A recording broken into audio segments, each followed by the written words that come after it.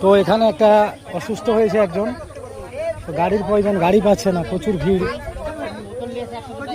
দরবারে।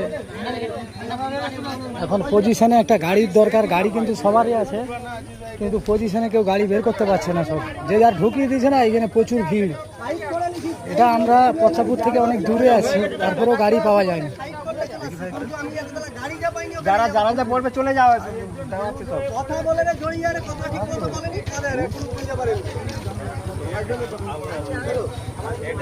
প্রচুর অসুস্থ, গাড়ি পাওয়া যাচ্ছে না, গাড়ির একটা প্রয়োজন, কিন্তু গাড়ি নেই। তো